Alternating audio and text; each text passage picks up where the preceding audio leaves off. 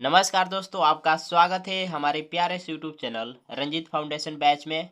दोस्तों, आज के इस वीडियो में हम द्विघात बहुपद के गुणनखंड ज्ञात करना सीखने वाले हैं। तो चलिए वीडियो को स्टार्ट करते हैं। देखिए, यहाँ पर एक द्विघात बहुपद दिया हुआ है। इसके मदद से हम द्विघात बहुपद के गुणनखंड ज्ञात करना सीखेंगे। तो देखिए, बहुपद क्या दिया हुआ है, तो 2x² माइनस 8x प्लस 6। इसके मदद से हम गुणनखंड निकालना सीखेंगे। तो देखिए, गुणनखंड कैसे निकाला जाता है। तो सबसे पहले जो एक्स स्क्वायर के गुणांक में होता है उसका और बहुपद में जो अचर राशि होता है उसके साथ गुणा करा दिया जाता है सबसे पहले। तो देखिए, एक्स स्क्वायर के साथ गुणांक में क्या है, 2 है, तो 2 गुणे उसके बाद इसमें अचर क्या है, तो इस बहुपद में अचर क्या है, 6 है। तो इस 6 से गुना करा देंगे तो कितना होगा, 6 दूना 12। तो सबसे पहले हमें यही काम करना है।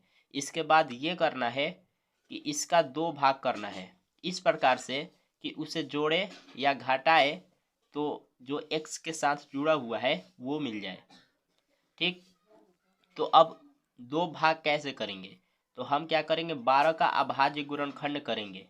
ठीक, तो 12 का यहाँ पर अभाज्य गुणनखंड करेंगे। देखिए, 2 से कटेगा 6 बार में, फिर 2 से कट जाएगा 3 बार में। अब 3 को 3 से काट देते हैं 1 बार में। तो 12 को हम लिख सकते हैं 2 गुणे 3, ऐसे लिख सकते हैं। अब देखिए, अब इन्हीं अभाज्य गुणनखंड में से हमें 2 संख्या प्राप्त करना है। कैसे करेंगे, तो देखिए, एक संख्या हम क्या लेते हैं, 2 दूना 4, और एक संख्या ले लेते हैं 3। अब इन 2 संख्याओं के सहायता से हमें लाना है 8। अब यहाँ पर आपको चीज से मतलब नहीं रखना है, केवल x के साथ जो जुड़ा हुआ है यानी 8 जुड़ा हुआ है, तो हमें 8 ही लाना है इन दोनों की सहायता से। तो देखते हैं आता है कि नहीं। देखिए, अगर 4 में 3 को जोड़ते हैं कितना मिलेगा, 7। अगर घटाते भी हैं 4 में से 3 को तो 1 मिलेगा। तो कहने का मतलब कि 4 और 3 की सहायता से 8 नहीं आने वाला है। तो हम क्या करेंगे, इन दोनों ये जो 2 संख्याएं हैं इसको नहीं लेंगे और फिर अब दूसरा संख्या खोजेंगे। तो देखिए, एक संख्या हम क्या लेते हैं, 2 ले लेते हैं। एक संख्या ले लेते हैं 2 और दूसरी संख्या 2 तिया 6। अब इन दोनों की सहायता से 8 लाने का प्रयास करेंगे।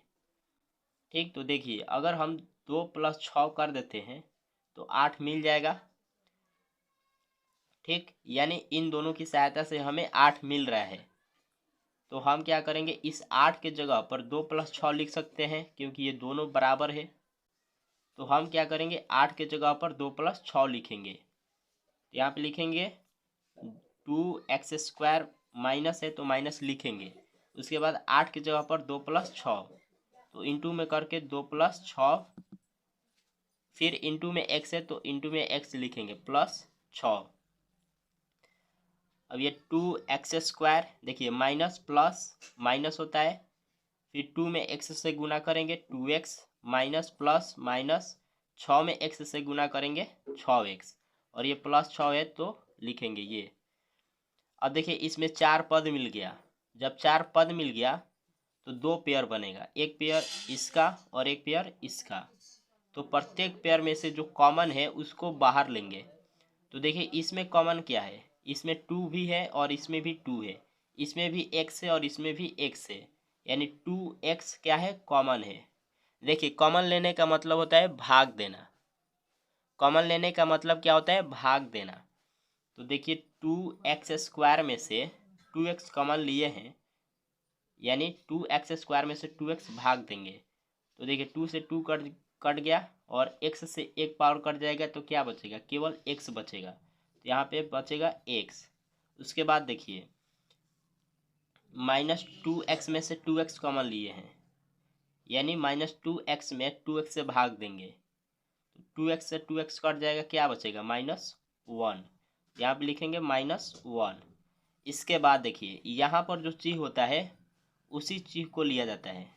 ठीक, उसके बाद जो कॉमन होता है वह लिया जाता है। तो इन दोनों में कॉमन क्या है, इसमें 6 है, इसमें भी 6 है, इसमें x है, इसमें x नहीं है, यानी इन दोनों में केवल 6 ही कॉमन है। तो 6 को बाहर निकालेंगे, यानी देखिए -6 कॉमन लिए हैं, इसका मतलब ये हुआ। तो यहाँ पर समझिए 6 माइनस, देखिए -6x में से क्या कॉमन लिए है, -6। तो -6 से -6 कट गया, केवल x बचेगा, तो यहाँ पे लिखेंगे x। उसके बाद देखिए प्लस में 6 है, तो प्लस में 6 से -6 कॉमन लिए हैं, तो यहाँ पे लिखेंगे +6/-6। 6 से 6 कट गया, यहाँ पर क्या बचेगा, -1, लिखेंगे -1। अब देखिए यहाँ पर ये जो दो ब्रैकेट मिला है, इसके अंदर जो संख्याएं हैं वो समान है। यहाँ पर है x-1 और यहाँ पर भी है x-1, और ये सेम ही होना चाहिए। अगर आपका सेम नहीं मिल रहा है तो इसका मतलब आप गलत बनाए हैं, ठीक, ये सेम आना चाहिए। तो देखिए इन दोनों में से आप कोई एक ले लीजिए, तो x-1 एक मिल गया, और दूसरा आपको ये है और ये, इसको इनटू में लिख लेना है, तो 2x और -6। तो दोस्तों दो गुणनखंड मिल गया इस बहुपद का।